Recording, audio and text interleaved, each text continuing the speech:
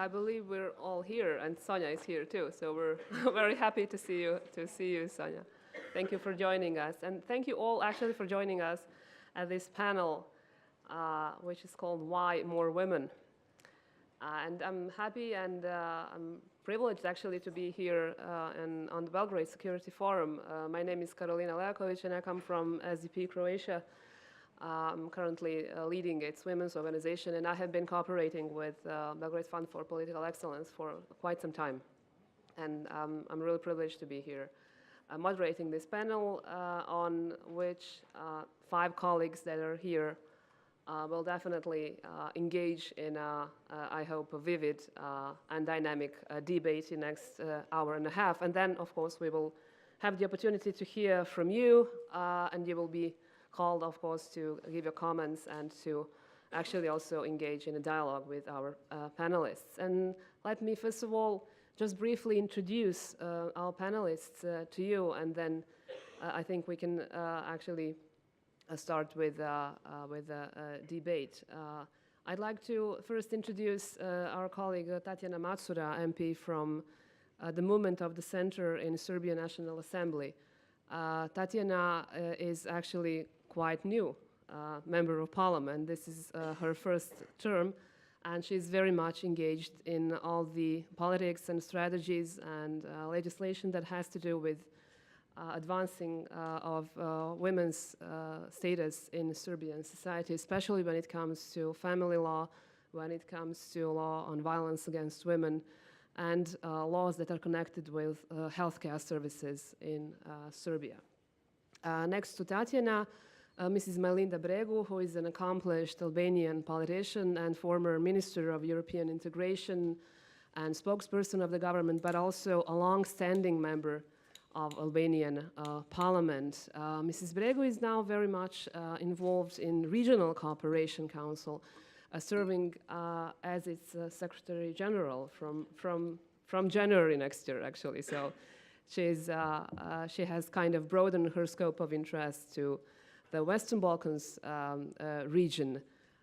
Next to Mrs. Bregu is Ambassador Andrea Orizio, who is the head of the mission of the Organization for Security and Cooperation in Europe in Serbia, and is a career diplomat that has served actually in quite a number of neighboring countries, but also in the Italian Ministry of Foreign Affairs and Development, and in some Italian missions throughout our continent, but also some other continents. And I thank you, Mr. Orizio, for being here tonight with us as well.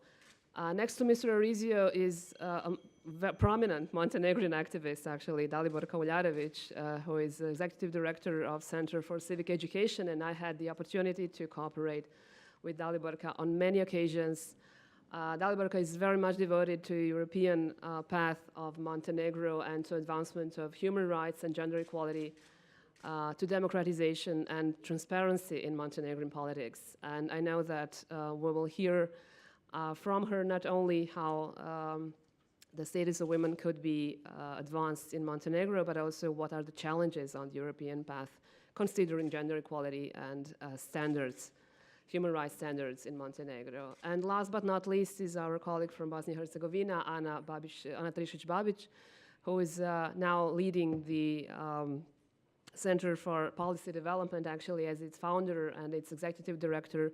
But to most of you, I guess, and to most of us, Ana is very much known as a Deputy Foreign Minister of Bosnia and Herzegovina, but also accomplished scholar and political or policy analyst, actually, in Bosnia and Herzegovina. And having in mind her career in European integration, stabilization, and association process, I think Ana has kind of a broad scope of how changes have happened in terms of human rights and gender equality in Bosnia and Herzegovina, and how that, of course, could be advanced, especially in the light of recent elections in Bosnia and Herzegovina.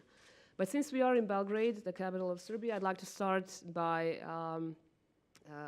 introducing, actually, Tatjana Macura, who is our MP in the Serbian Assembly.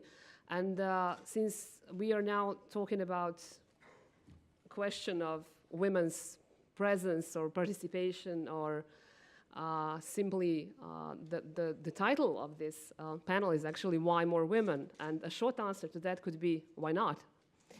But we are not going to kind of answer to that question in this short manner, but leading on that or building on that, I'd like to ask Tatjana, why do you think that women's participation in Serbian political life could bring a change, or more women in Serbian political life could bring a change? And is it actually something that you as a, let's say, well, relatively fresh or new politician in Serbian parliament see as a challenge for Serbian political life? Thank you, Karolina. Before we entered this panel, I spoke with my two friends and we asked each other, why not more men? Why that wasn't the question of this panel. So I am probably the youngest women in politics in this panel. I am from 2014 in politics, and from 2016 I am member of the parliament. So I could say that for that short experience that I have in politics, I could say that it's not important is there any more women or more men. I think that we need to change political culture in not only in Serbia. I think that we need to change political culture in whole region, but especially in Serbia, because I'm from Serbia and I can see things from the first row. That's why I could say that if we change political culture and bring more women to parliament, now we have this quota system and we have 30% of women in our parliament, maybe more than 30%. If we change this political culture and think that it's normal to have 50% of women, because we have 50% of population is women, are women.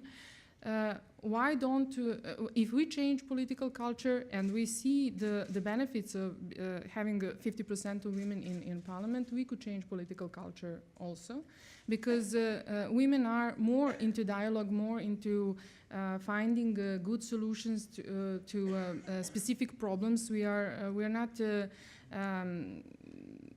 spending so much time talking about high politics, and we are dealing with the special problems, as you announced me before.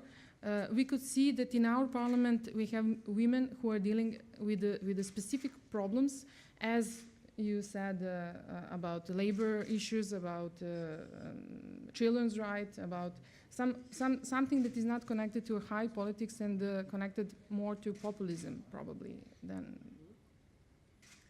Okay, so I'm just going to build on that and actually provoke a bit Mrs. Bregu or challenge maybe with a statement that Tatjana just said, that women don't deal with high politics.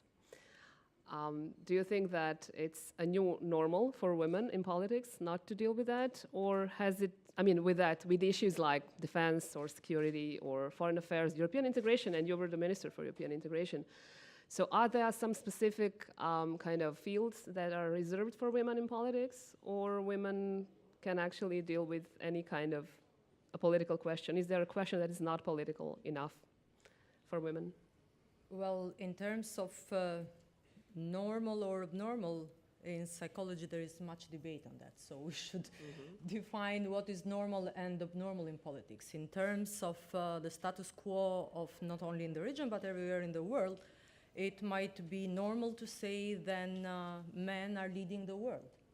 But in terms of abnormal criteria and component of the development and the level of democracy in our countries, we might say that this is abnormal, that women are not being so much in leadership positions. But I tend to believe that leadership is political. For too many reasons, women might have not been welcomed. So women are wanted but not welcomed in politics. And that makes the situation a little bit hazardous. There are more and more women joining politics every day. The whole system of quota that all of us, not so young anymore women, have fought since so many years is in place everywhere in our countries, in the region as well.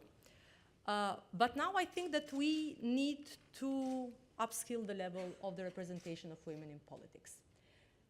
If anybody goes to look or read any report, being it published from UN Women, being it published from European Commission, being it published from think tankers, World Bank, or everybody, you'll see that the first items or the first chapters when scholars speak about women and gender are related to violence, are related to healthcare, are related to domestic abuse. And then, at the very end of these reports or articles, you will hear and read something about the leadership and politics. So it makes me think, and we're discussing it with my colleagues in the morning, that everybody is thinking more on the survival kit on the women. So as if everything is still happening under a war, and maybe this is the war that has not yet been finished. In terms of comparison between the region, if the region is more abnormal than other countries, developed countries might be normal or not, I tend to say that this is not an abnormal region in regard of the problems that women face. The gender gap problem, the domestic violence, the pension scheme, the healthcare, the career development, women in politics, all these are areas and items that are being discussed everywhere in the world. What makes the difference is the seriousness and the resources that we have. This region is not a powerful one, and this region is a poor one. And I keep asking myself, even while I was part of the daily politics in Albania, how easily is to speak out of the gender equality when, especially, for example, in the region, 60% of the working age women are out of the labor market, which means that these women are prone to poverty. And poverty brings fear, stress, and frustration. You could not speak of gender equality and women's rights to women whose kids are starving. You could not speak of gender equality and women empowerment and how wonderful the world might be if more women would be in the leading positions, if that woman is counting every single cent up to the end of the month. So what we really need for this region, if we would like to upskill the level of the women participating not only in politics, but empowering them, is enriching the women. And frankly, I don't find, or I have not read anywhere, or I don't think that there is anybody who might give me the exact answer, how to enrich women if they are not employed. So that is one of the things that we might if we really would like women to progress well, we should be careful in offering to them possibilities for being employed. And in line with that, education for young girls and women. Young girls and women might be more educated than men. So you have 2 out of 5 girls or young women who are well educated, but so out of 5 girls that are well educated, 2 of them are not working, which means that there is still a big, huge loss in the human capital in the region. Or in the terms of the World Bank, the whole GDP of Serbia, which is, you know, how much is not too big, but it's a robust one, let's say, for this country, is lost every year because the women in the region, so 80% of the GDP is lost because the women in the region are unemployed.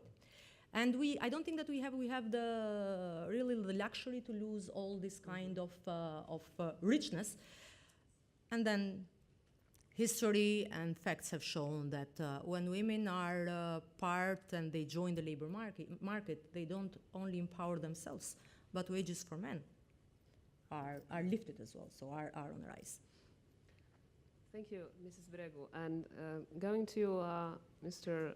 Orizio, and building upon what Mrs. Bregu just said, when we talk about gender equality and empowerment of women, many women, or most women, do not find themselves in these terms. They don't understand actually what does that mean. And having in mind that OSCE, not only in Serbia, but also overall, brings the term gender equality or the gender equality into giving it a big attention.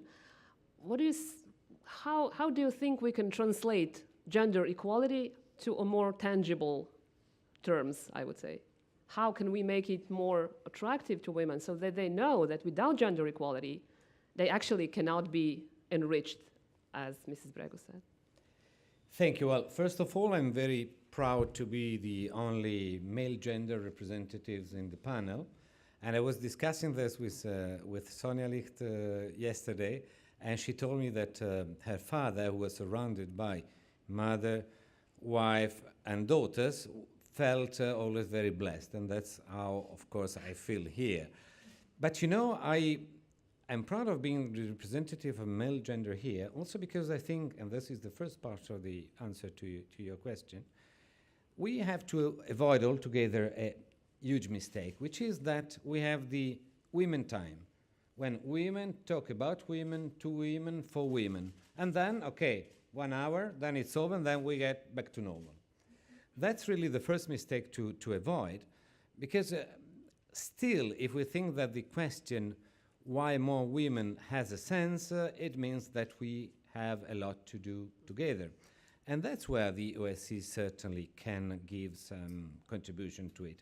In concrete terms, and that's the other part, we need more women, because when we have women, we have a dialogue. We have more women, we have a dialogue. I have an example. I had just come here 2 years ago. And one of the first events here in Belgrade, after 2 or 3 days I was here, Belgrade Security Forum.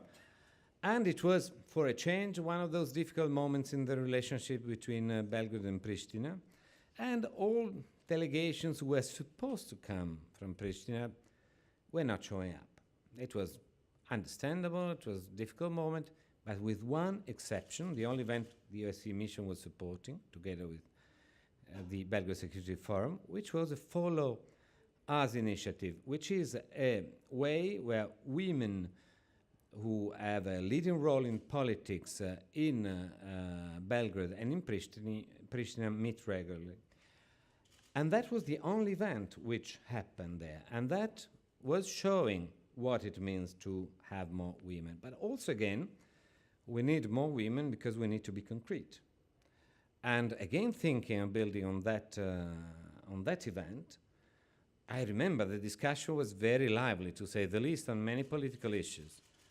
But since when the discussion turned to gender equality, access, inclusion, well, there were several concrete proposals which then were channeled through the different legislative assemblies, and which are still there. Some of them are implemented. And also, I must say, we need more women, because when we have more women involved, and this is something which was proved scientifically recently, thanks to a study we did together with the commissioner of Brankica Janković, who was here with us, shows, and it was done after the floods, terrible floods in 2014, shows that if you are able to include the gender dimension, and specifically more women, into the reaction to security challenges, the Organization of Security and Cooperation in Europe is OSCE, you have a much more effective reaction, much more efficient reaction, and a much more human approach. And this is something which is of unbelievably added value. It's something also which shows that if you have more women included since the beginning, you have less crises usually also happening. But also, we need more women because we need to have a constant engagement, commitment, and an evolution in the engagement. Tomorrow morning, at the Parliament, here in Belgrade, we will open the 6th conference of a network of women parliamentarians.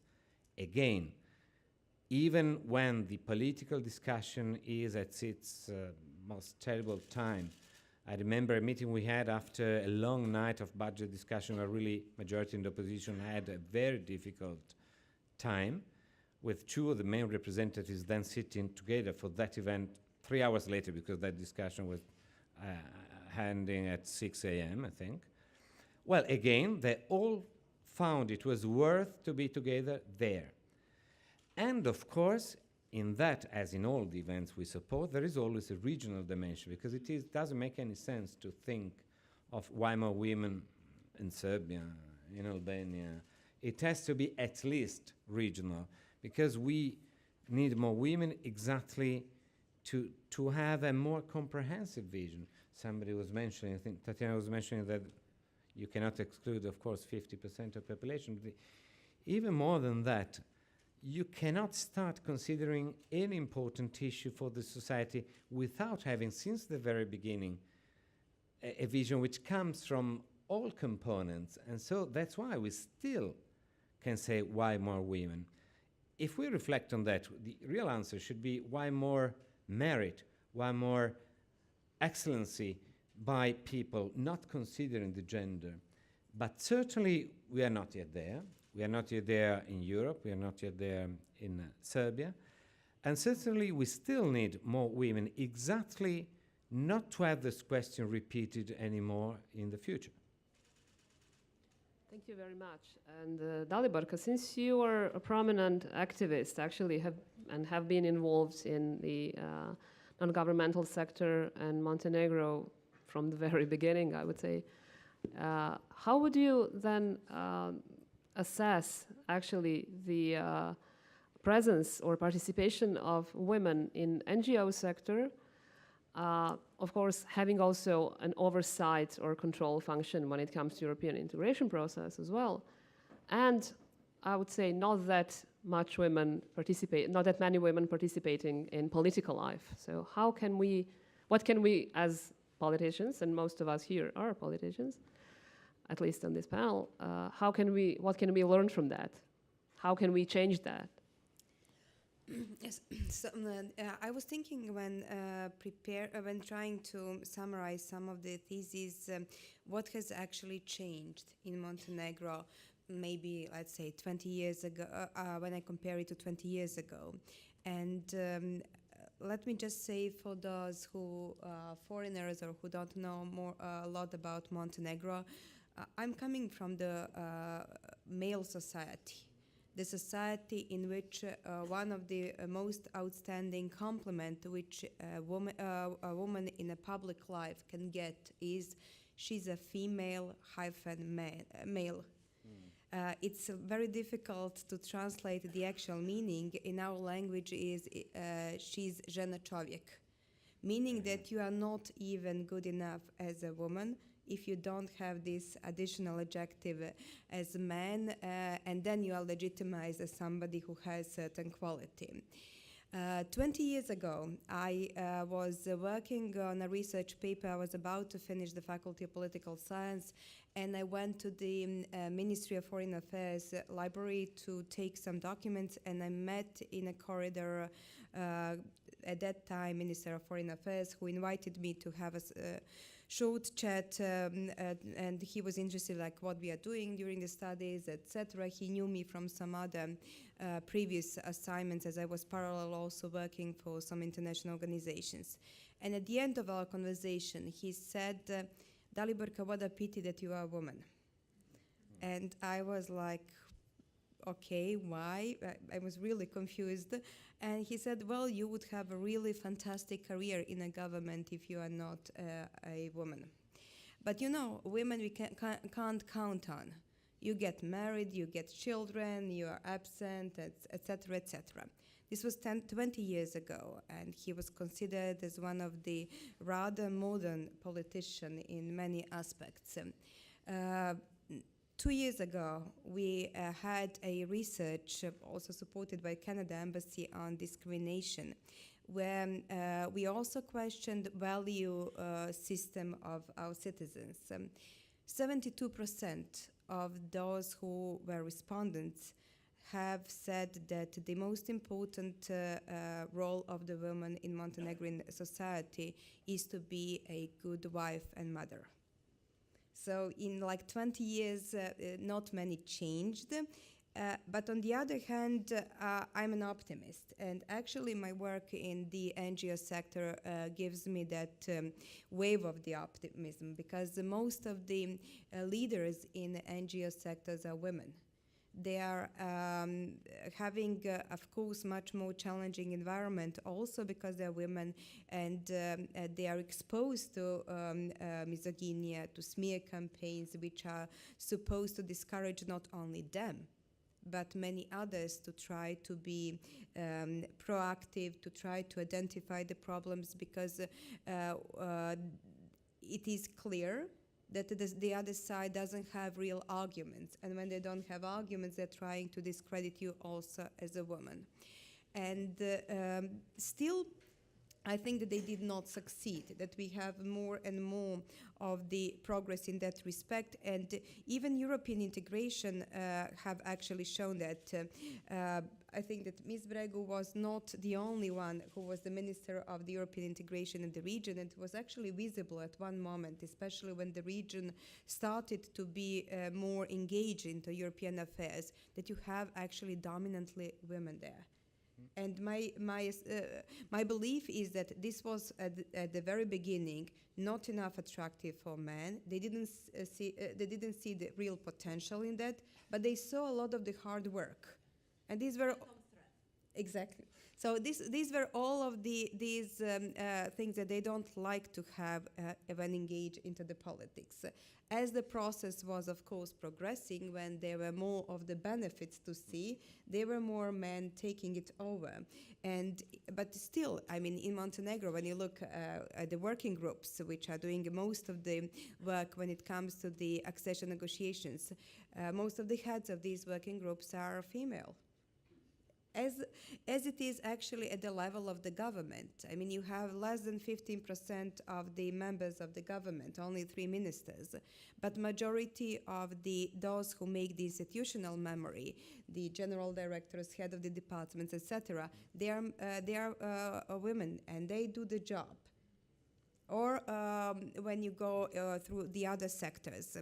And finally, I would also like to say something about this quota issue. Yes, that has changed certain things, but I think we cannot take as granted that the number of women in certain categories has also improved the quality of their participation. From the introduction of quota in Montenegro from 2011, when we have about 13% of women in the parliament, we did came nowadays to a little bit less than 25%. But as a citizen, and as a woman who also support all my colleagues when I see the quality, I'm deeply disappointed when some women actually in that parliament accept the position to be only an ornament. And it is a sort of the winning combination when you have a female MP from the north, and if she has some disability, even more. So or if she is a member of the national minority. So you are basically filling all of these quotas, but there is no change. And I think that this is also one of the recommendations. I think that there is a lot of the room for the improvement, and it starts from the education. I mean, we need to break these stereotypes and the prejudices that exist. We need to change the narrative where the position of a woman is in the society, starting also from these mothers who teach their sons, at least in Montenegrin conditions, that they should not clean the house, etc. Then I think that we also need to think how to widen these circles. As you rightly said, I mean, we cannot speak only women as women how to change the situation. We need more of the other supporters, collaborators, etc. We also need to promote successful stories. I think that there are incredible women in all different spheres, and that their stories have not been promoted enough, that they have not been exposed enough in such a way that would actually push the whole, let's say, movement. Maybe it's not a good word. We need to have zero tolerance for those who are actually mainstreaming misogyny and leading smear campaigns against women in political life. And finally, I think there is a need to work on capacity building of women who will take part in a political life. Not to sit only there, not to be only quotas, but really to be part of the policy shaping and decision making in engaging and inspiring way. Thank you, Daliborka. Okay. Going to Ms. Trišić Babić, who has been actually on various positions during her career, executive, but also advisory positions, and now serving as a executive director of a think tank, actually. Is it actually a new normal in the Balkans for women not to be present in political and civic life? Or is it something that we kind of tend to see in recent years? And then it also has to do with the quota issue that Daliborka brought, and it's a very important issue, and we always, at least in circles that I kind of tend to work in, have a lot of discussions about that. And we always tend to say, okay, yes, more women in politics means that there will be a change in politics. Why do we kind of put that burden on women's shoulders? So 2 questions, actually. There are 2 questions, and I was listening very carefully. All of you looking here to some of my colleagues, known faces, unknown faces. I'm very glad here to see also the men's. And then when you mentioned just the part what I was doing, then I also returned quickly back 20 years ago when I actually started to work as a journalist for Radio Free Europe during the wartime in Bosnia and Herzegovina from Banja Luka. And I was listening, but also I was quickly thinking what was happening in Bosnia and Herzegovina, having in mind also this period of wartime where really so much things were on the shoulders of the women on the whole territory of Bosnia and Herzegovina, from Sarajevo, all places in Bosnia and Herzegovina, what happened, and everything that was on the woman. And even then, immediately after the war, women, especially in Bosnia and Herzegovina, took lots of the things to restart the country and to start to work. I was among these women who moved from my hometown and went to Sarajevo to work and the Ministry of Foreign Affairs for 16 years, really thinking to restart the country and establish and to re-establish systems. So what I was trying also to say in these 20 years of the period, so it was at one moment really was naturally that women were not only in the politics, they were very, very much present in the whole society, in the life, in the NGO sector, politics, and that was happened by nature. Also, lots of that had. Later on, there came these OSCE rules that on the list for the parliament needs to be every 3rd person needs to be the woman. And somehow then happened, and I really see the tendency, especially now I was following the elections in Bosnia and Herzegovina, the women are downgraded somehow.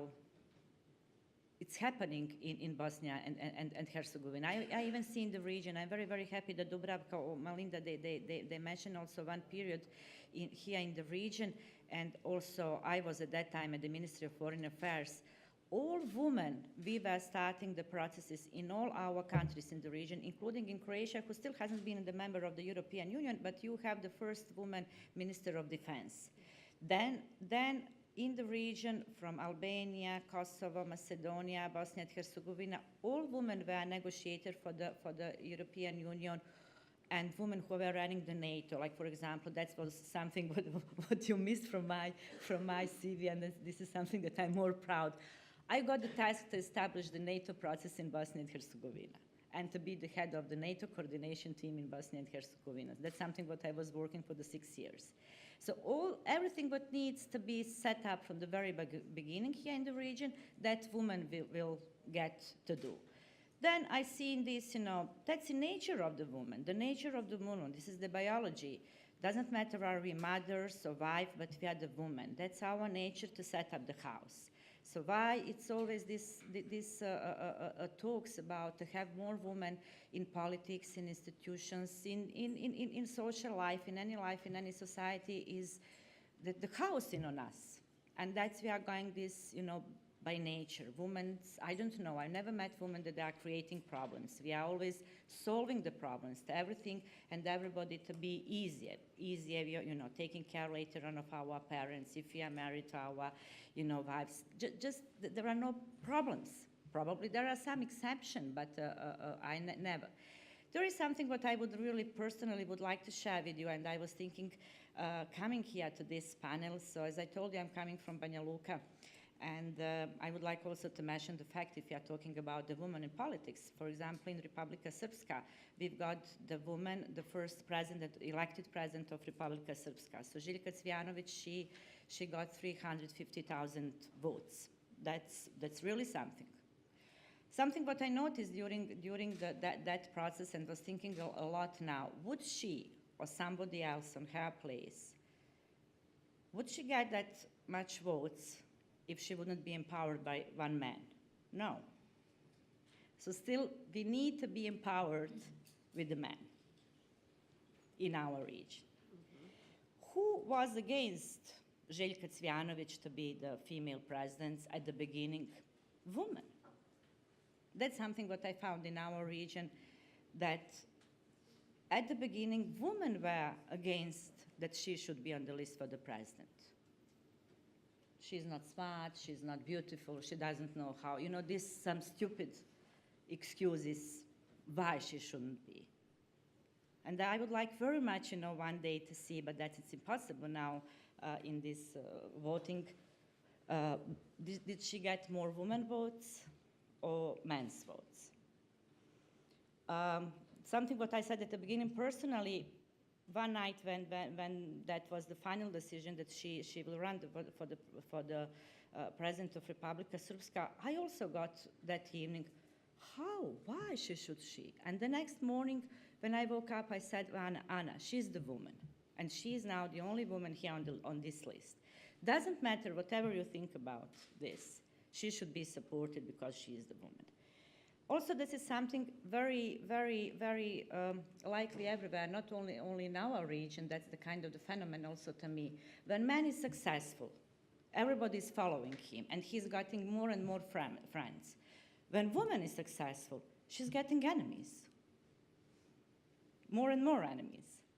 There are so many phenomena here that it's happening here in our region and also in the Europe now, just to concentrate on our continent, because the women on the whole world, they are not in the same position. So many very nasty things are happening. We are not reacting. But I think the most important thing is that women needs to support women. And that's something what we need to change in this region. And also we as a woman shouldn't be hypocritic in this, you know, that we are supporting, but women are not getting support from the women here in the region. Anna, you talked about setting up, like the house or cleaning the mess that is obviously present in our societies, and you referred to women's nature and biology. And that leads me to kind of a second round of questions I have, and then we will, of course, engage the auditorium as well.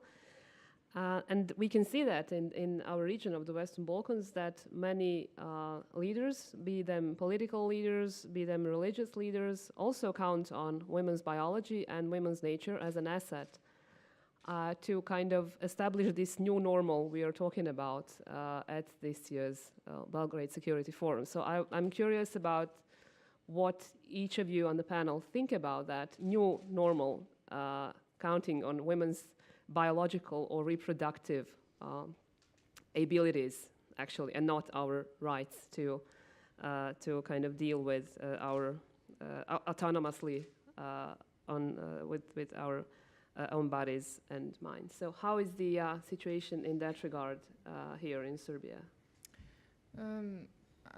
I'm not going to talk about new normalcy about in this direction, because I am very disappointed because we accepted new normalcy in last 2 days, and somebody mentioned, I don't know who, women parliamentary group in Serbia who is going to have a big conference tomorrow, and we have these two accidents with the two male MPs in past 2 days, and I am not I'm actually very disappointed in the women parliamentary group, because they didn't react about this new normalcy, this way of talking about women who are in politics. So I have probably a bigger issue with that, it's completely normal for them to install women who are in higher places in government, in parliament, or anywhere else, and neither one of these women or women parliamentary group reacted, and that is something that is very important for me, much more than that team that you mentioned. So I am very disappointed in that we are accepting that kind of language and that kind of speak in parliament and in public as a new normalcy in relationships between women. That's something that is that I could say that I'm totally agreed with Anna that said about the elections in Bosnia and Herzegovina. I am afraid that we will have this situation in Serbia no matter how many women are in politics at this moment. Mm-hmm. So that means that women also vote not only for women, but also according to their ideology, right, or their values. I can't So explain why this is happening. So, okay, but it's happening. It's happening, yeah, Yes. of course, and it's unacceptable. True, Majlinda, please. Unfortunately, it's happening everywhere. At least there have been examples in my country as well. So if you will allow me, I'll try to redefine the concept of new normalcy again, back. And I will pick up from what Anna said, which is a sad truth, that successful women make more enemies than friends. And then this brings me to the idea that we need more women network. And I was very pleased to participate yesterday in the new initiative that Sonia launched as well on the women on the women of the region, because the network of women is so weak.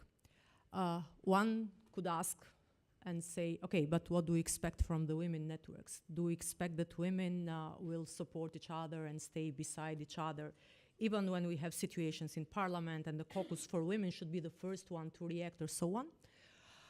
Well, I could not mollycoddle myself anymore on that. So I've been in politics for 12 consecutive years, and I know very well how difficult it is to combat for your and on your own freedom. So everybody who is a member of a political party, be it a man or a woman, gender makes no difference in that, should be loyal to the party. We are all grown-up persons, so nobody could say that while you are a member of a political party, you are there because you think that you will speak your mind every single day, and they will say how lucky we are that we have this member among us. It does not go like that while you are in the political party. And I think that this is a message for all of us women coming from politics to tell to other young girls and women who would like to join politics. So if we are not telling the truth to them, how nerves-rattling and difficult it will be for a woman to join politics in our countries. I'm still saying in our countries. It's difficult everywhere in the world, but I'm speaking on the region now. Or to lean in, then we are not telling them the full truth. A political party is like a microcosmos inside the macrocosmos of the whole society. It's like a sisterhood somehow, or brotherhood mostly. So you should stay keen and respect the people and the majority, the opinions of the others in the group, even if you don't agree with them. But at a certain moment, if you are in conflict with the cheesy politics, with the stupidity, with the wrong decisions that the party, and usually the parties in our region, not usually, but 99% are led by men, then it's an act of courage to stand up and say that I'm not okay with that. So I do believe that loyalty to your political party and your political affiliation is important, but loyalty to a petrified opinion never broke any chain and never brought any change. I am taking the position of the regional secretary general, the regional cooperation secretary in general, because I was kicked out and purged from my party. And even that I didn't want it to go personal on that. And you know why? Because I was taking stand while others in my party were not doing that, pro the judicial reform that Albania has gone through in the last 2 years. And it doesn't happen by chance that the judicial reform is the most important reform that the region should pass through. It is the hardest one. It's still kind different in the paper, and it will be applied differently. It was never fully successfully implemented in Romania when it happened. twice. They brought it back and made changes. And it's never and nowhere something easily to be digested. But because it is difficult, it is important and it is worth doing. If it wasn't difficult, why should have we gone through that? And it is not by chance that judiciary and justice are one of the top priorities that women should be aware of and ask for themselves to be implemented in the region. More justice reforms and justice for women means that women will be affected less by corruption and organized crime. So all society, but since we are talking on women and children. It means that women will have better access to the judiciary system. And the women in this region are not having access to their rights. We are not talking only for the political rights. Take into account the marriage, the property, the land property, the laws and all that should come, the benefits that should come after a divorce process. This is quite difficult for women in the region as well, or for those women who are kicked out from their offices or out of the labor market. So that's why that reform is the most important one. And now let me just sum up with two ideas, and then I will stop with that. Maybe questions might give me or provoke me another answer. We were speaking a little bit yesterday, kind of, and I was trying to introduce some of my preliminary ideas that how we should be and targeting things that are doable in the region, apart from the talk. So let the talk do the talk and let the walk do the walk. So, and usually the talk goes to men who are better at networking. I mentioned first women and labor market. I find it of utmost importance if we would really like to change the situation of women in the region. We could not do it by sticking to the old rules and to the old schema of the labor market in the region. We need to prepare women and educate girls in technology and technological skills. In Albania, but I don't have the data, but I think it's the same in the region, young girls tend to have degrees more in social, more in politics, literature, history, and something else, less in IT and technology. While the future is not speaking and will not speak the language of degrees, but the language of skills. So if we would like more women to participate in the labor market, in politics, and to be enriched and to be stronger, we need to begin training them immediately. Then this is something that by the help of the World Bank, UN Women, European Commission is working on that as well, might be achievable, in line with all the financement that is never enough, but it might be linear as the new idea from the European Commission is in place to get more and implement these technological changes and trainings for women. Then smart business ideas, smart business startups. And this is not necessarily focused to the young women or women in the education system, but for women who are not employed and out of the labor market since years. So they could develop, by the help of good knowledge, some good startup ideas to help themselves and to fight the poverty. Then I think, and this is of utmost importance for every single government in the region, which are policy reforms and regulations to improve the business environment. And out of that business environment, women could take a lot. So political willingness and trying to promote women who are serious women and fight for serious politics.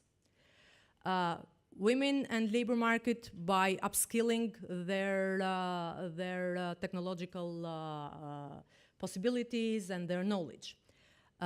Access to the judiciary and justice, and then business and women network, so business environment and women network. So those areas, I think, might really bring a tangible change, not waiting for the full membership of our countries and for that happiness day that nobody knows when it will happen.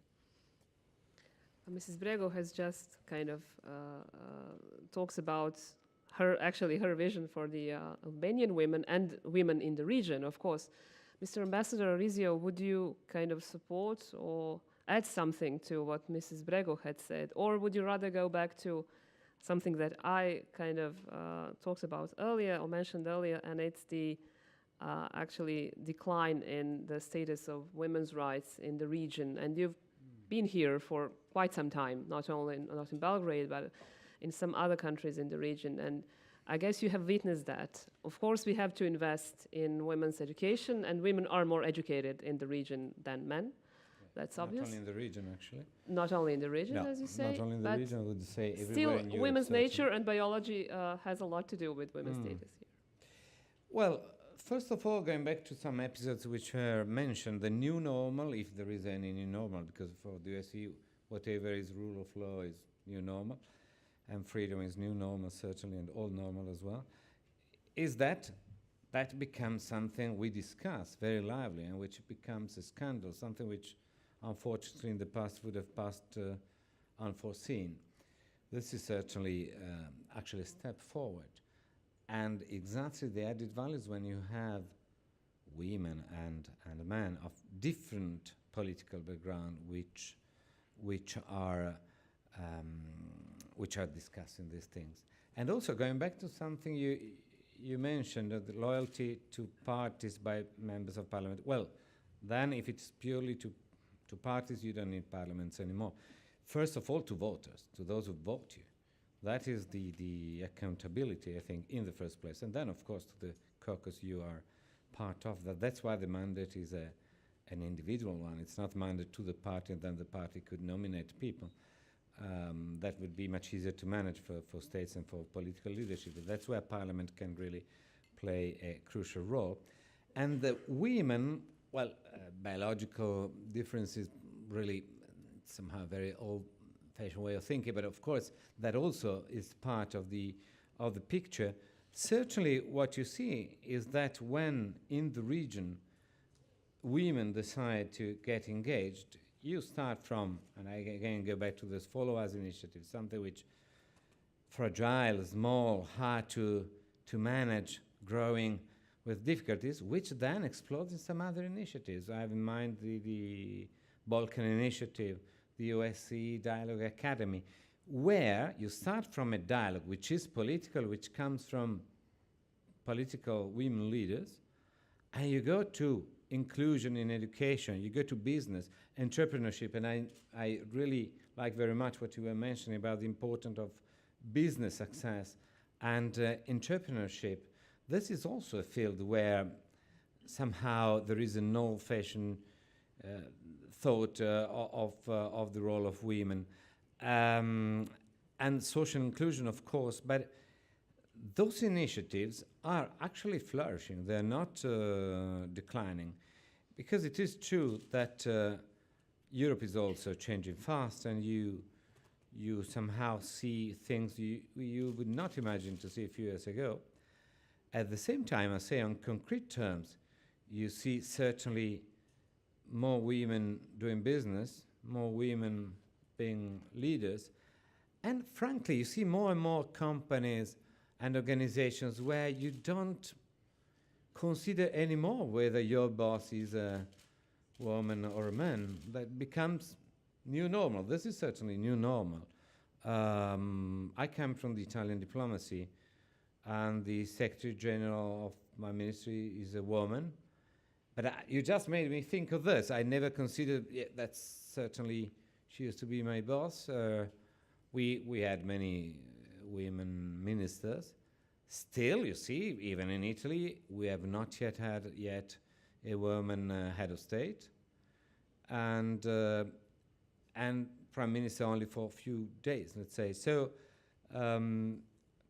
but more and more it becomes the new normal.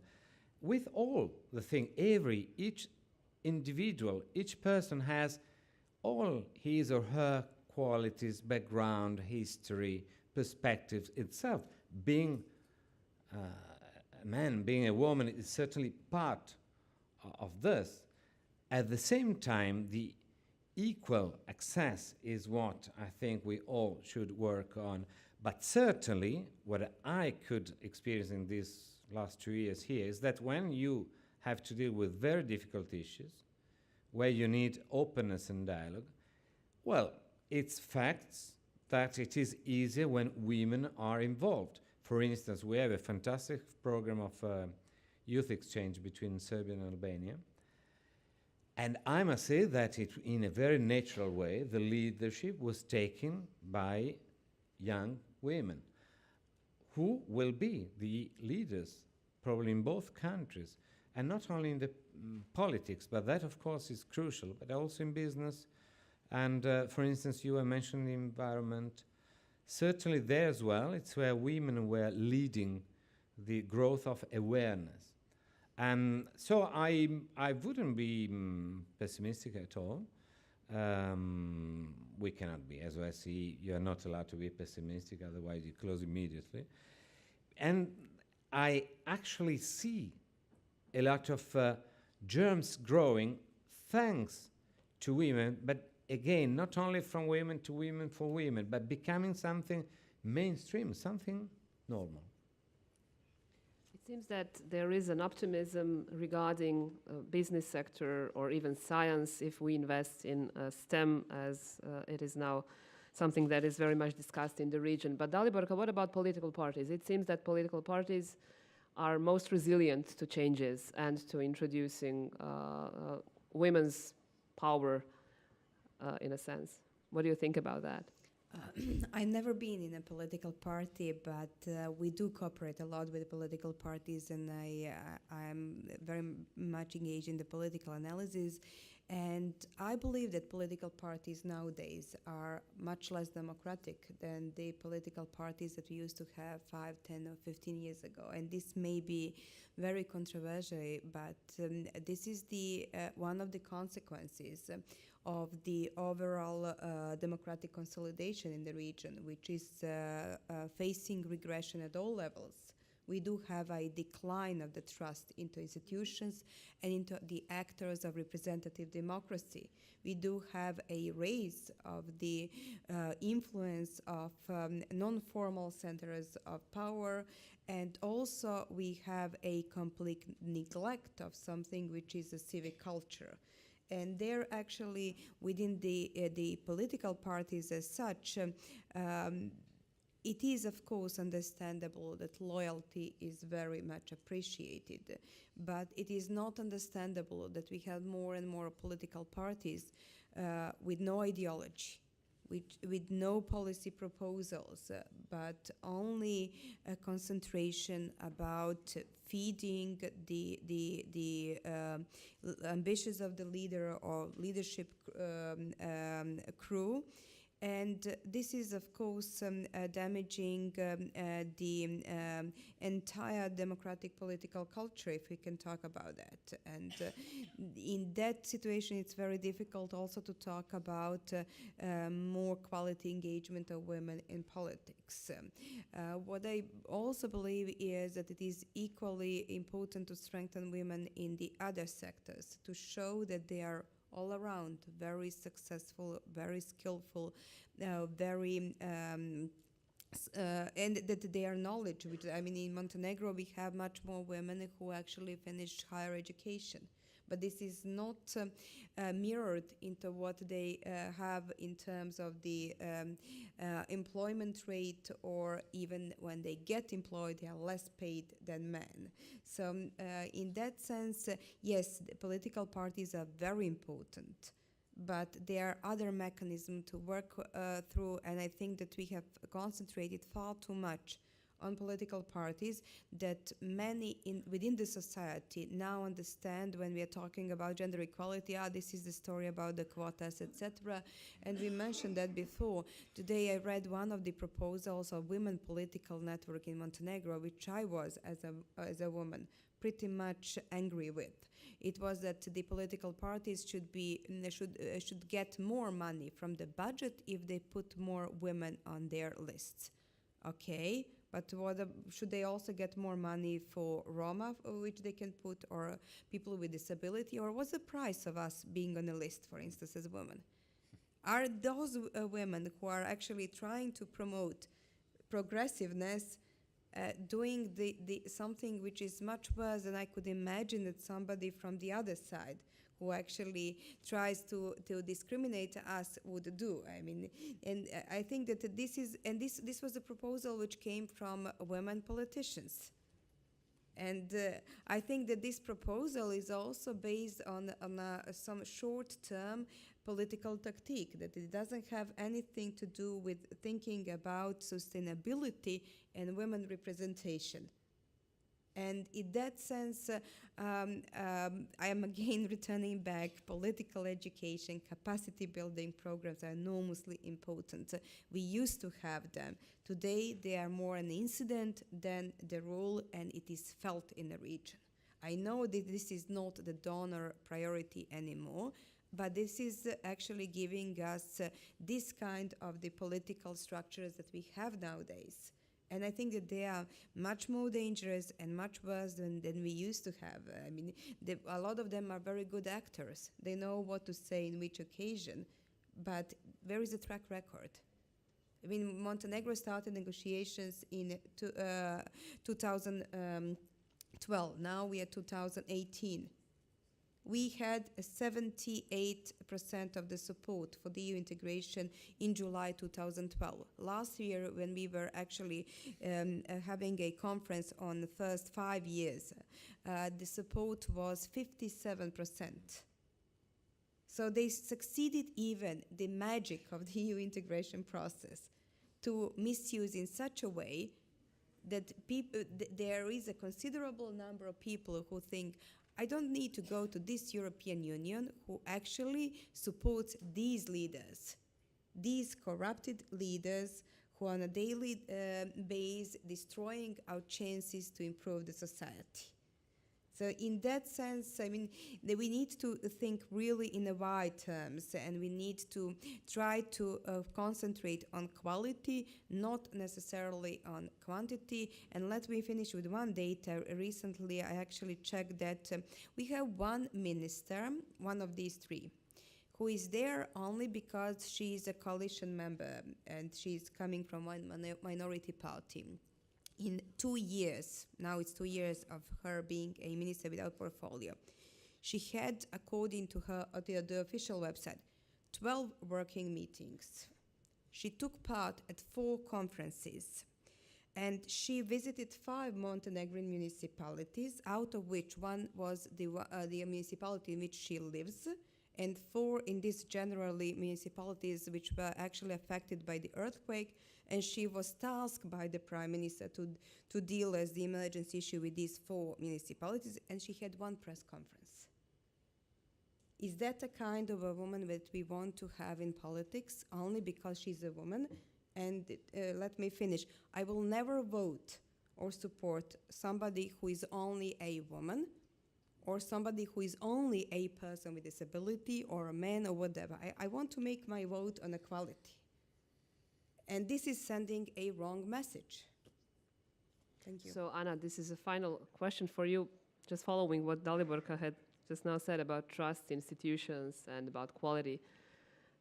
Then should we insist on more women in politics, or just insist on more quality, politicians of quality in politics? Well, you know, it's not about the number. It's about, if you're looking at the numbers are perfect. Everywhere we need to have the women according to EU quota, according to IS quota, you do have them, you know, just in order. So it's not about a number. It's about the role. It's about the visibility. It's about the work. And this is the question for the whole society, not only women and men, but we as a women. I think first our region, our countries, the Europe, the whole world. We've never been in such a challenging time. In such a challenging time, took us from our region, the women from the Balkan, really having on mind what we passed through for the last 20 years. We have such experience from the wartime, from the post-war period, after-war, European integration, everything. This is such valuable experience that we have here as a woman. Talking about the politics, you know, we can talk hours and hours, days and days, women into the politics. We can't change anything on this way. What I did when I left all this, because I was really fed up of the whole situation, you know, and I found out the people on the local level, and mainly this my Center of the Policy Development, we are working on the local level with the young and the women. And this is, I feel so nice, you know, working on that level, looking on the smaller societies, they are full of ideas. What we are doing, we are helping them with the ideas, to realize ideas, organizing from exhibitions, the camera, the photo exhibition, music players, a small local newspaper.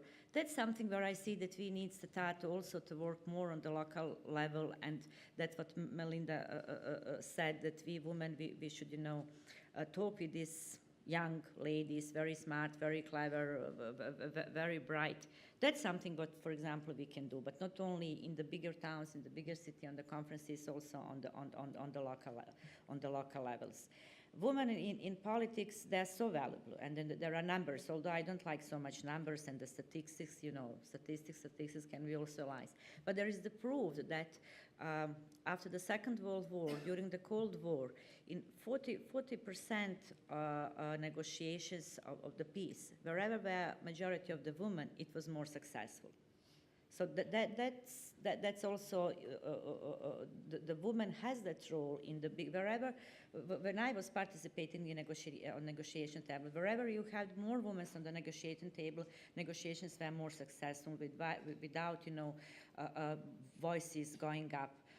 I also did at my center, we did lots of the sacred dialogues in this local society, even in the schools, in some university. Also we found, and you know, we are following and taking some numbers, young women are much more better in the Socratic dialogues. They understand more, they're answering more quickly, finding the solution more quickly, not raising voice. Men are always the raising voice here. There are no dialogue. That's something what I also noticed, that women know how to have the dialogue. Men's mainly, not all of them. Of course, we have exceptions. They have just monologues. They're listening just themselves. But women, you know, they do have dialogue.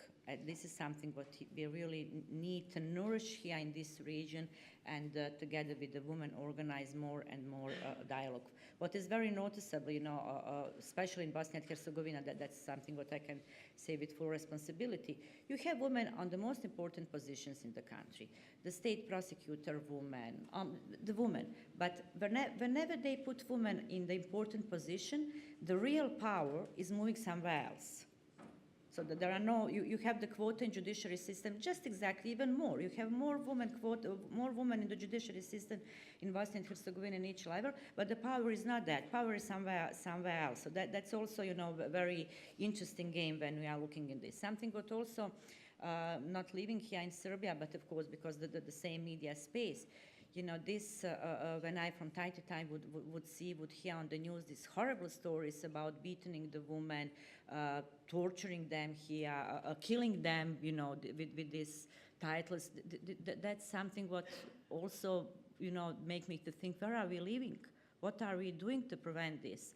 Something what I also noticed, if we are talking about just the women, not only women in politics, because we are again going down. At the beginning, probably because of the international community, everything, all these safe houses for the women, you know, they were working normally.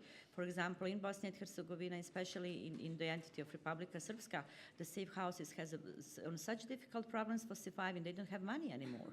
We didn't develop that we not just need to rely on the international community monies, on Swedes, Norwegians, not that in our smaller community that voluntarily, you know, for the safe houses, or to put this into the system, put this into the budget of the government that also need to provide. So there are again, we are returning on very basic, we haven't solved these basic things. We rely on international community. In our society, we didn't create the atmosphere, you know, the real knowledge, the real importance of this. In the meantime, the politics and everything is changing. So, yeah, we can, as I said, talk, and especially in this world, and it's very turbulent war. You know, you have see pessimistic stories. We can talk about war is breaking tomorrow, but also looking in the fourth industrial revolution also, you know, in that challenge that is in front of us, it's also up to us, the women, also to organize this more creativity in all this. So there is a huge, you know, space, huge range of work. Thank you, Anna. And we'd like to now, of course, since we have mentioned the word dialogue so many times during this panel, we'd like to hear from the audience on, well, issues that we have mentioned and brought up here, but also I would like to hear comments and your questions to our panelists. So I'll take 3 questions first in the first round. Okay, and then you. And then we'll also, take some more questions. But we have, let's say, 25 minutes, maybe? Please. Thank you very much. My name's Brian Ebel from the Canadian Embassy. We're very proud to be one of the co-sponsors of this event. Our Prime Minister, when he was elected in 2015, appointed a Council of Ministers that was 50% men, 50% women. We've adopted an explicitly feminist foreign policy, not because we seek to make women happy, although that helps, but primarily because the policy outcomes of such a policy are better policy outcomes. This is a transformative process, but I wonder if transformation is a two-way street. We talk about how the involvement of women in politics changes politics, but what about the effect, and this has been alluded to already in the comments, about the effect of participating in politics on women themselves. Competitive politics brings out some negative aspects. The tendency to be aggressive, to hog the limelight, to seek to advance yourself and your own career over that of others, to criticize your opponents rather than to build bridges, to polarize rather than to build consensus.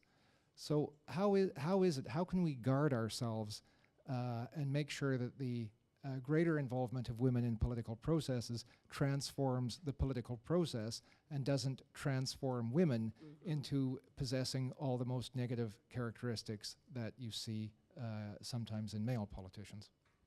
Thank you. I think, lady here, yeah.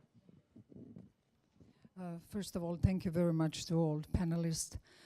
It was a pleasure, really, to hear all this your experience and opinions about this question, why more women. For me, question is how more women.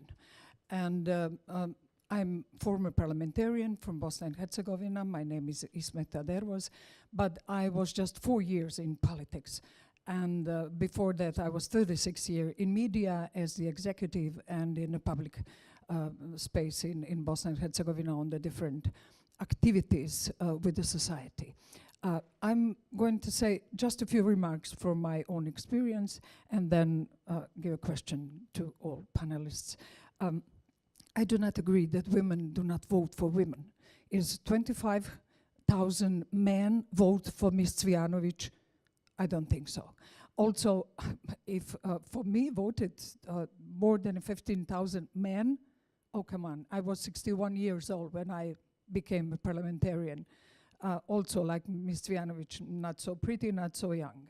So I think that women in political campaigns, in political parties, just not visible enough. How you can vote it for women if you even don't know that she is running for the place in a parliament or for something else. In Bosnia and Herzegovina, we do some researches. Just maybe 10% of space during political campaign, you can see women on the debates, on the radio, television, on the open meetings with the voters. All other are men. Leader of the political parties has got the key role in Bosnia and Herzegovina.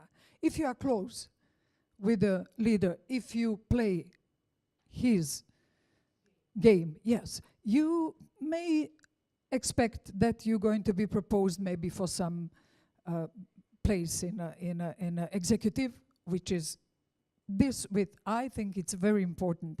Women in parliament, we are on European level.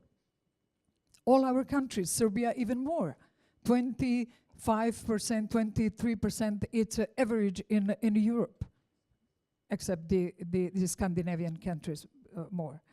But on the executive position, in Bosnia and Herzegovina, I voted as a parliamentarian against Council of Ministers, which was proposed to the Parliamentary Assembly, because the number of the women in this Council of Ministers was 0.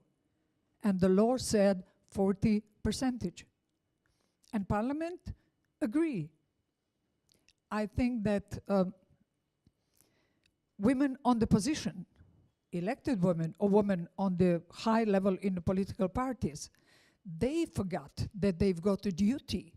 They've got the obligation to give a hand to the other women, to show them the way how to step in the political parties on a higher position, to give them maybe some advices during their work.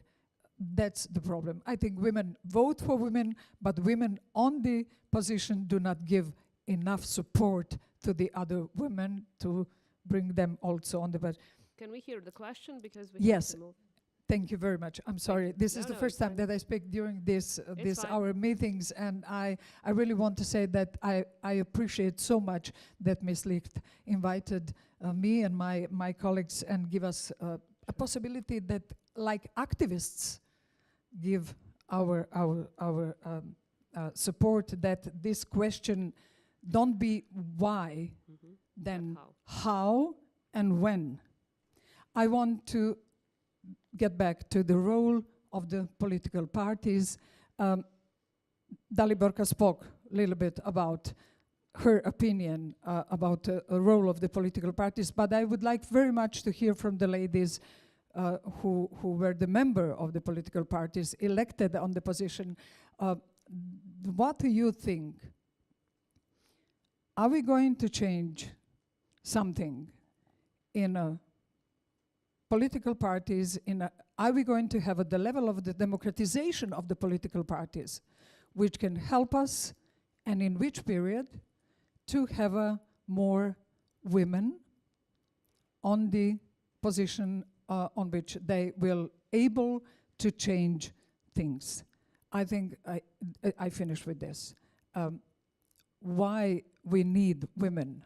I am for women, yes, because they are women, because they are different, and because they've got a different approach to the some situation. You said more success in negotiation tables when you've got women. In Dayton, we haven't got none.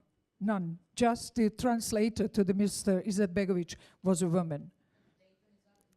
Yeah, but you know, this is, yes, I agree. So, when And how? political parties, on your opinion, is going to change something in their structure or in their way how work and how to promote more women, especially on the executive position? Thank you. I wish success to all of you, and once again, thank you very much for this Second time. round. But the lady here. Thank you. Do you hear me? Yes. I think it's working. Hi to all of you. I'm honored to be here. My name is Uljarević. I come from Pristina. And I agree with Ismeta that I was also thinking the question is not why, but how. Thank you for saying that. And what I wanted to say and ask, or what I wanted to add here, is that it's not that we only in the region have that problem. I don't know if you have read a study of the Interparliamentary Union that says that 85% of women in European parliaments are being sexually harassed or have psychological violence, experience psychological violence. It's just lately, about 3 days ago something, I read it and I was like, oh my God, okay. So that means that actually the violence and the discrimination of women happens in the parliaments firstly, and the governments do not do anything about that. And this is really strange enough, and I would say that it is also, or how we should do that is that perhaps women and men should be honest and be also really so brave as we ask other women to be. And women politicians should tell about these things and talk about these things and raise their voices, not silence it anymore. That would be the first thing, actually. Perhaps that would change something also for women to go to politics, because we know that lots of times they are being harassed when they go into party politics, right? So change that for other women. You can do it. You are in government, some of you, or all women who are in governments or political parties should do that. Then I want to thank Ms. Bregu for her comment on judiciary reform. I think that's really a very important topic, because without access to justice, you have no access to property, and you have no access to your own empowerment as a woman, because without property, you have no access to the business system. In Kosovo, we know we have only less than 10% of property is in women's name, and only 3% of all bank loans go to women, and domestic violence is over 40%, and in Macedonia I think it's around the same number. Probably in the whole region is the same, so this is really terrible. And we should go on and change that by securing access to property for all women in the Balkans, and I suggest that we commit to that here in this room all together. It's not a question, it's an appeal for you to work together and to bring it through that housework shall be declared equivalent to gainful employment, point, period. And that's how no court, no judge could misinterpret the laws and let women, when they divorce, with nothing. We have to do that, and we can do that. Myself, I don't want to talk about me, but I want to say that we can do it. If I did it on my own, I proposed the amendment of the family law in Kosovo some months ago, in November 2017, and in July 2013, it was accepted, or they voted for in the first reading. I had to lobby a lot. I did it, I just wrote it, and I said, okay, I'll try it. I had no organization, nothing. I did it on my own. But I think this is a very hard thing to ask from other women, and it is by chance that I did it, because all the deputies that I lobbied, they were pro, and they helped me.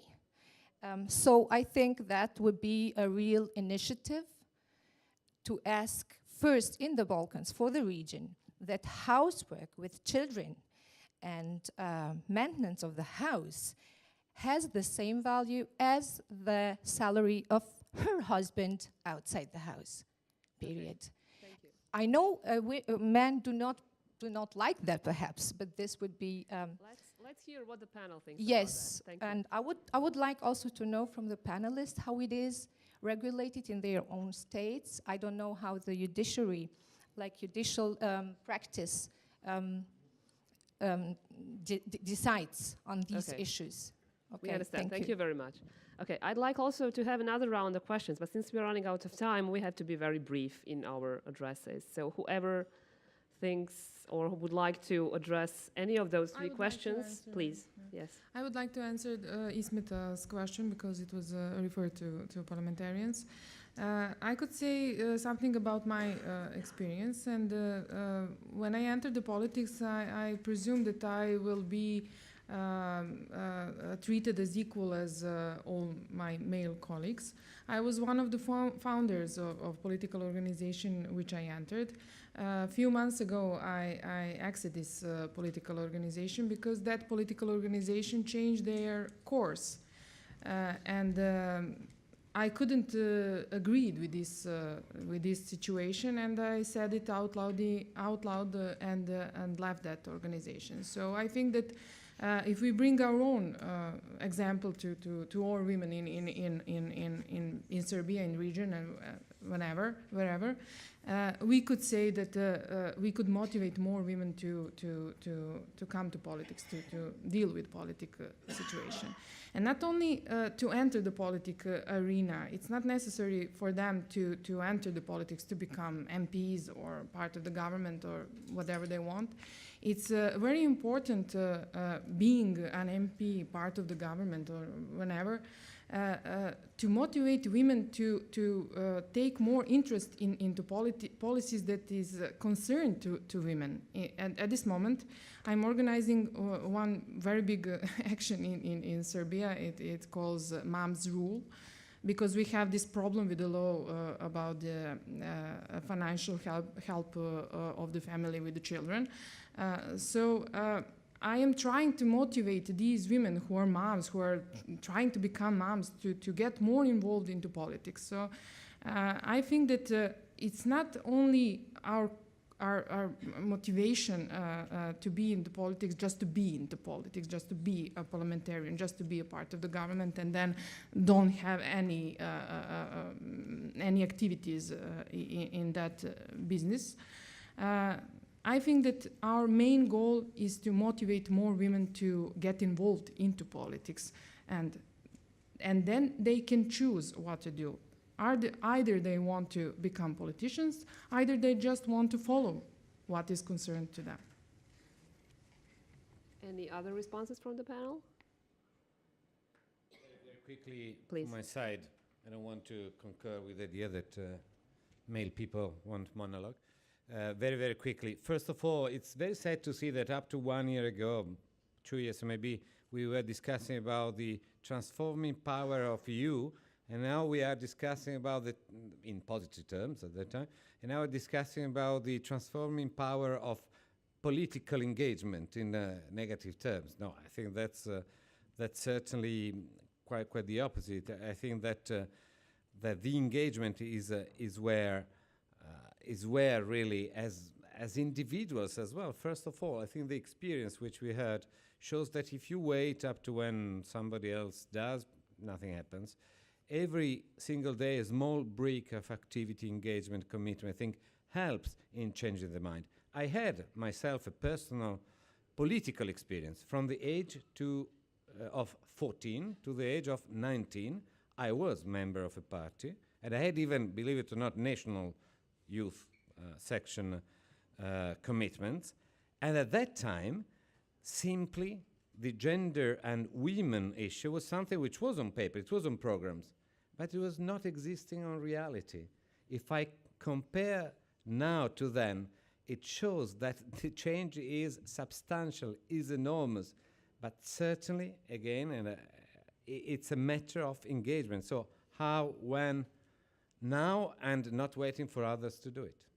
Thank you. May I just add? Yes, Majlinda and then Dalibor.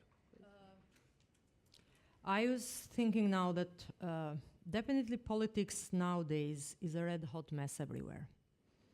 So I think that we all agree on that. Secondly, and this might be a very good idea for all the women who are in politics, not only in the national parliaments, but in the local government as well, because that is another very important factor to develop the women. It really touches them, and the immediate effect is on the women of your region or your municipality, is to think about the electoral law. Because sometimes it's not only a question of will or possibilities, but sometimes, unfortunately, by thinking that we are helping a process to become more democratic, as we are thinking of quotas, I think that we have shot ourselves, and I'll try to explain it why. I was elected during my first mandate in parliament coming from a majoritarian system, so majoritarian proportional, which means that you run, and then if you are not taking a number of votes, definitely you are in the party list, you have the party logo, but if you are not taking a certain amount of votes, you are not elected to get a seat in parliament. So you have the party support, but there you are on your full presence, name, and personality. And frankly, I loved that experience. In Tirana, which is a city of 1 million inhabitants, I was the first one to get. So I got more votes than every man that was running in the Tirana list. And it was my first time in politics. Definitely my previous experience helped me on that. So media and then university and so on. Then I was elected 2 times based on a proportional closed list. Well, that is more serene and safe. Okay, but once you have built a little bit of career and you feel that you are stronger in the party, you think that it's good. So you know that you are in a safe position. You know that your party might get 15 seats in one city, and if you are the 3rd or the 5th one, then you are safe. So you are going to do the campaign, but you are safe on the list. Unfortunately, it happened day by day that the system of the closed proportional list didn't bring inequality in the participation in parliaments, but it brought numbers. So we initiated the idea of quotas to have more women in parliament, thinking that a critical mass of women is needed, and if not all of them will be wonderful or will love politics, some out of them will do that. But unfortunately, every day is passing by. I see that is quite difficult. There is nothing bad if you win or lose one time, and there is nothing wrong if you are supported, and definitely you are supported by your party and men. So it's not that women in politics are asking to overrule men. We are asking to have power over ourselves, not over men. But the problem is that at the very end, really few women love politics. Really few women would like to go ahead and make changes through politics. Some of them, and this is unfortunately true, lean in and lean out as subordinate of men. And now there is a big question mark on that. Is really party chairs, I refrain myself to call all of them leaders. Leadership is much more a bigger word and an important vision. You should have a vision for leadership. But chairs of the parties, are they really keen for having more women because it's democracy asking for them, or because it is only based in the law? And based in the law in Albania, as it is in other countries in the region as well, if you are not respecting the quota of 30% of women in your party list, you are going to pay a fine for that. So, at the very end, by proposing this system of quota and the fine to the party, we are just putting a tag with a price to women who are not being in politics. So the chair of my party, for not respecting the quota, was obliged or keen to pay 100,000 euros. Okay, so a party could pay 100,000 euros, but then you have less women. And he didn't respect the quota. So is this democracy? Are we really helping women to understand what does it really mean to be in politics? And believe me, I would like very much to be super optimistic on that. Women cannot do it alone. Either we build bridges and partnerships with serious men and serious women who would love politics and think that politics could really bring a change for the benefit of the people, or otherwise we have done nothing. Thank you, Majlinda. Daliborka, and then second round of questions. So brief, please. I understood that Brian has posed the question how to create a situation that women who do enter the politics do not become the same, let me put it in metaphoric manner, male monsters that we actually fight against. I don't think that there are any guarantees for that, and that we need to have realistic approach. Yes, some women will actually perform bad there, but it is less dangerous if it happens in Canada now, because if one of your ministers, a female minister, fails, it doesn't mean that they will say, well, she failed because she's a woman, but the system will react because it already has mechanisms which prove that they are treated in equal manner, or that they have equal chances. It's completely different in the region. Each woman who fails here in politics makes it much harder for the next one to enter. And we did have those who failed in most diverse aspects I will not open up the discussion with the names in order, because we have a lot of the questions and a little bit of time. But I think that the only thing which we can try to do in order to minimize that space is to invest into the real capacity building of those who have the opportunity to enter in such a way, because actually they have to perform much better here than male in order to make it functional for not only for them but for some others. Sure. Thank you. We have two questions over here and then one over here, and I close the discussion. Thank you. Thank you. I'm Sanja Nikolin from the Women's Platform for the Development of Serbia. And we are about collaboration around the shared vision of integral human development that leaves nobody behind. And I think that for a good part of this panel, we have slipped into problematizing women and antagonizing women and men. And it would have been interesting to have a parallel panel, why yet more men? Just by asking, you know, women are like this, or saying that women do or do not do, kind of seems awkward to me. And we have had a very good starting point, I think, in this part of the world. And we're somehow shortchanging the legacy of the women's movement. And why are we not talking about, you know, how do we get closer to the feminist politics of Canada? Why are we preparing ourselves, you know, for urbanization of the region? Why are we setting ourselves up for failure? And part of the answer lies in the fact that everybody is vulnerable in our region. You know, Tanja is vulnerable as a woman MP. Brankica is vulnerable as an independent institution representative. We're vulnerable as entrepreneurs, and everybody wants tender love and care, and nobody gets it. Even the most powerful men in this region are vulnerable in some ways. And I think it's about understanding that we are all vulnerable and powerful at the same time, and that we should be much more ambitious than we seem to be today in really making further progress, not getting ourselves ready for setbacks. And I think there is so much knowledge in the women's movement. There is what we're talking about is really changing politics. It's about not about only having more women, but it's about, because it's normal, you know, more women got a PhD in 2016 in Serbia. It's a change that will happen. It's unstoppable.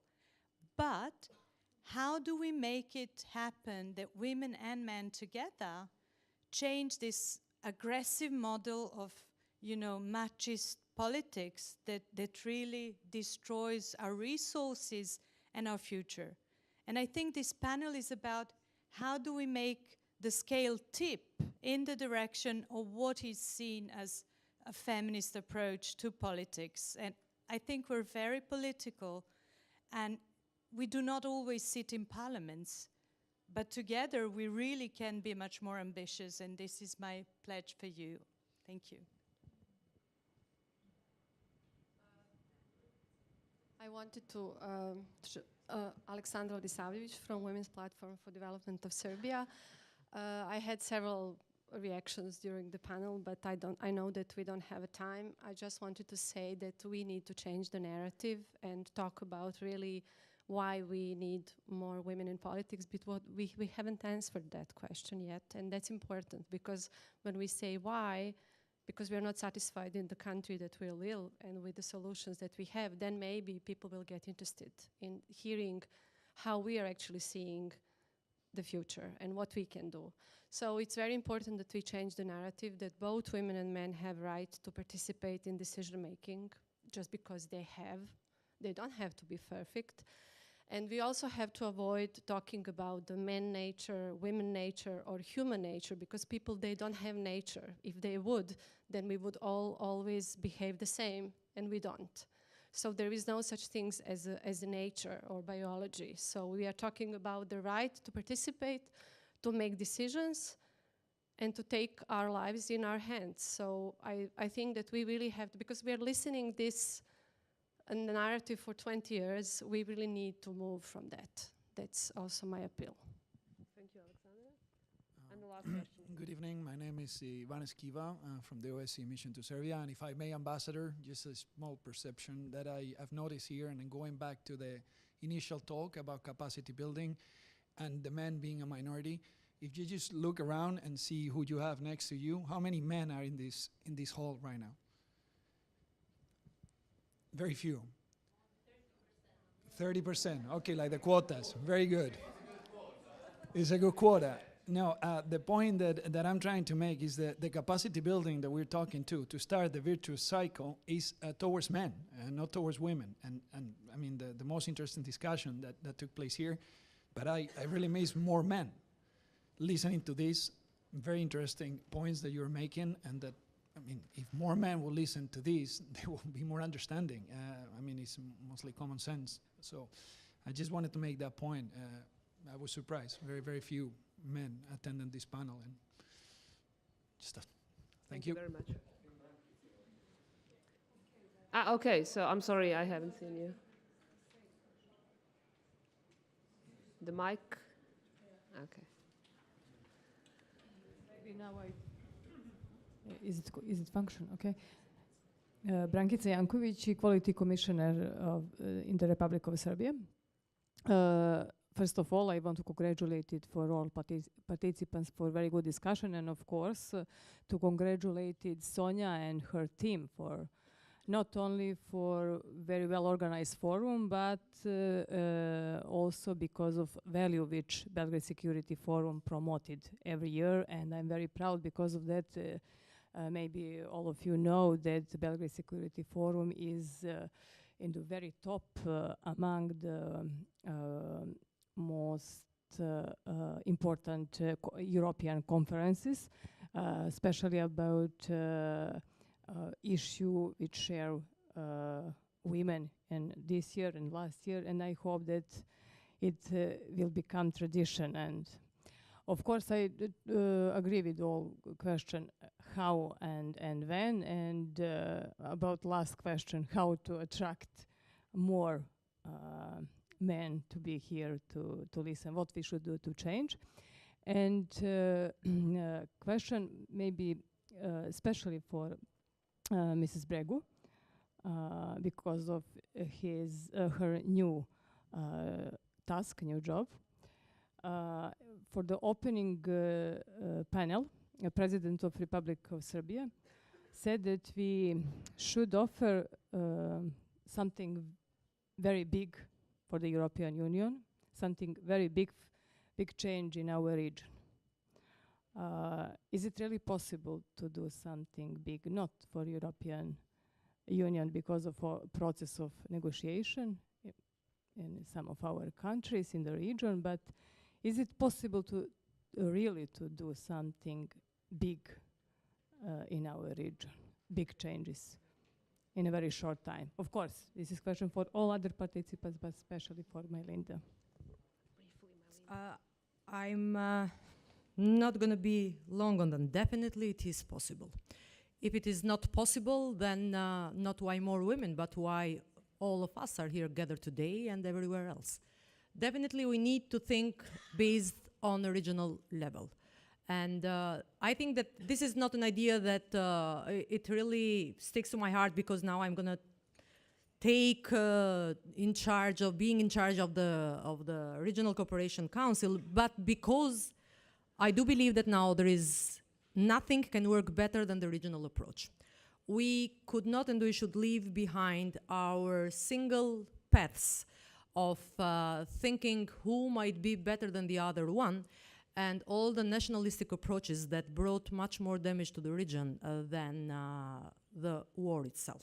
So I think that it's high time now to think on how to develop ourselves among us and to interconnect through all the nuances of interconnection in the region. So I do believe that that might happen. And still, I will repeat what I said. For that, we need serious men and serious women. Most of you might remember Mark Twain, and he had a famous quote. He said once that what men can be without women, scarce, mighty scarce. Do we have any more comments from the panel on what we have heard from. No? Okay, yes. First of all, yes, we do not need this antagonization, certainly. And I think that today, actually, this is what is emerging from our discussion. Change the narrative, yes, but also, I don't think we were discussing only the why more women into politics. No, why more women overall, and that's, I think, it's crucial. Everywhere, cross-cutting, transversal. And again, I think the real answer, and I think Ivan is right, and that's exactly what I said in the beginning, not only for women, to women. It is true, tonight we are somehow a side event. There is a larger event, good, but we are an event here. And the key is, again, ownership, my key word for everything. It's ownership by not only women and men together. Look at Sonja Licht. She's a woman, a brave woman, certainly, a woman who invented, started, created something which was not simply existing in the region in Serbia, the Belgrade Security Forum, which is now a place where you absolutely need to be. I still remember the last year I was horrified because I had to discuss my budget in Vienna. I couldn't be here present, and I still remember it 1 year later because it was really something I missed, because I missed the enrichment which is coming there.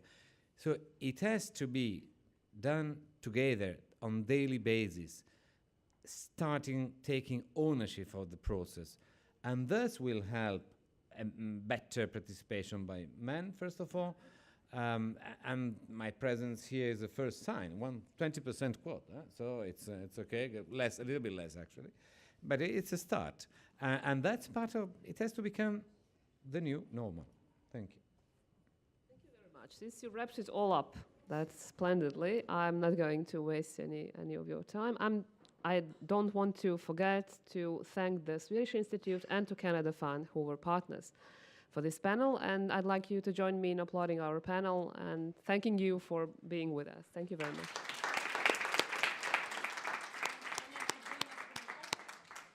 Sonja, I didn't give you the floor, but you didn't give me the sign, or I didn't see that.